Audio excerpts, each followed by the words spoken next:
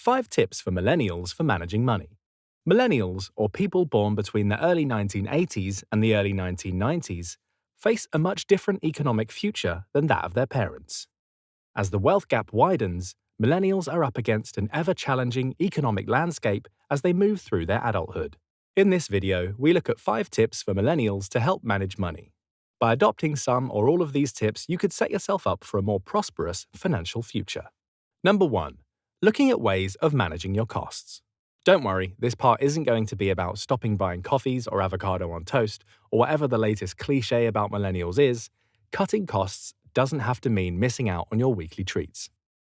The COVID-19 related lockdowns during 2020 and 2021 showed many employers and employees that it was more than just possible to work away from the office, but that also it was possible for employees, and especially millennials, to work from anywhere, such as coffee shops and shared facilities closer to home, which shifted how many people spent their money. Instead of paying for the costs of commuting to the office each day and pricey lunches, people were now spending money on improving their home office environment, in shared workspaces or coffee shops, and saving money making their own lunch. What's important here is that you're aware of and able to keep track of where and how you spend your money, so you can make informed decisions on where and how you choose to spend it in the future. After seeing how much you spend on that morning coffee once or twice a week, you might decide that it's actually a luxury worth keeping, and to find some way to save elsewhere. There are a lot of great apps on the market that will help you with saving, planning, and budgeting. Some, if not most, are free and allow you to link all your bank and savings accounts in one app to get a full picture of your finances. Many mainstream banks already include this functionality within their banking app. Number 2. Find ways to cut unnecessary costs. This is about making savings where you can, without necessarily sacrificing your comforts. Some simple ways of doing this are by switching to non-branded or own-branded products in the supermarket. Look out for free offers and money-saving tips. Test out a weekly shop at a cheaper supermarket like Aldi, Lidl, or Costco. Buy a hair trimmer and cut your own hair, or start dyeing your own hair yourself.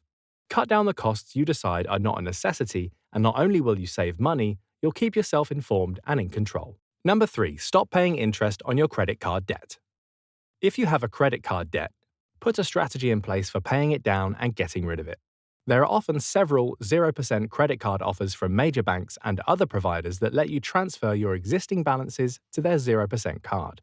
This will save you a ton of interest for a fixed time, some up to 30 months, but the average is probably about 18 to 24 months, and allows you to make a real dent in your debt by paying down a set amount every month.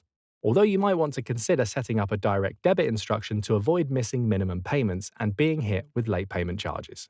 Once you switch, you should 1. Look on your credit card statement for the month and year when the 0% ends, and do 2 things. Go to your calendar app in your phone, or alternatively go to your email program on your PC and set up a reminder 1 to 1.5 months before the 0% offer ends to remind you to start looking to switch to another deal, if it still looks like you won't have the debt paid off in full at that time. Number 2, on the front of the card with a permanent marker, write the month and year that the offer expires, so when you need to recall later, it's right there on your card. Number 3, do not use this card to make purchases. In fact, do not use this card at all. Once you've written down the deal expiry date, file the card away somewhere. Some cards come with what appears to be a small balance transfer fee, somewhere up to 3%. However, this can detract quite significantly from the amount of interest you'll save, as although 3% sounds small, for every $1,000 transferred, that's $30 in fees that you'll have to pay. So, firstly look for and apply for those cards with 0 balance transfer fees. So where to find these 0% balance transfer cards? Try using a comparison site such as bankrate.com if you're in the US, or moneysavingexpert.com if you're in the UK. Number 4. Use a VPN and an incognito browser. Going incognito when you shop online can help save you money by automatically deleting your browser history after you close your browser, which means companies can't track what you're looking at and put prices up. It's what's called dynamic pricing. This is an especially common trick used by airlines, hotels, and travel booking websites, but increasingly by many other online retailers. Arizona State University Assistant Professor of Information Systems Dr. Victor Benjamin explains, they do it by tracking your individual computer, dropping cookies on it, or looking at your browser history. They may also just look at your IP address. So if you are using Safari as your browser, they assume that you're using an iPhone or Mac, and perhaps you are from a more affluent background. So they would actually price accordingly and try to sell you a more expensive ticket than, say, if you connected to the same airline website using something like Firefox or Google Chrome, for example. Using a VPN can also save you a huge amount on the price of anything from Apple Music and other subscription services, streaming video services, flights, and car hire. Again, because online companies use dynamic prices based on where you live. By using a VPN to change your IP address location to a country with a lower average income, you can save hundreds of dollars. Some VPN companies like HideMe or Windscribe offer up to 10 gigabytes a month of free usage, so it doesn't have to cost you, although the choice of which countries you can VPN through is limited. Number 5. Cancel unnecessary automatic payments. Automatic payments or direct debits are instructions on your bank account authorizing a company to automatically deduct money from your account at certain intervals, like your electricity supplier, for example. Like small leaks, any unnecessary or overpriced payments could be contributing to a huge drain on your finances.